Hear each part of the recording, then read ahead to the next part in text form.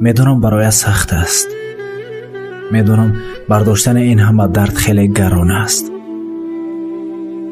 کودکی کلام می شود شیرین تر می شود، اما از دست دادن وی خیلی دردناک است. دوستم، این یک امتحان خدا بالای تو بود. هیچ وقت از خفای آنه که از دستش داده سخت منال، چون خدا می بیند. به خاطر آبادی آخرتش دعا کن. میدونم دردی که این لحظه ها میکشه آن میفهمد که فرزندانش رو یا کوچکترین و مهربانترین شخصش رو از دست داده است خوب درک میکند. کودک قلب صاف دارد، کودکان که خیلی عزیزند.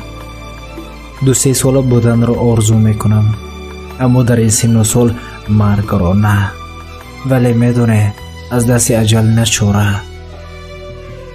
صبر باش، این روزها میگذرد. خداوند همه عذابها و بلاها را به انسانهای خوبش تجربه میکند. گریه هم میآید وقتی کودک میمیرد. نفسم تنگ می شود وقتی صدای طفل دیگر از خانه تکرار نمی شود. دستانم می لرزند وقتی تابوت کودکی رو می دارم.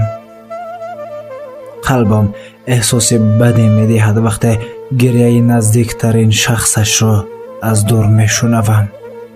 اما این بازی زندگی است، باید تن داد.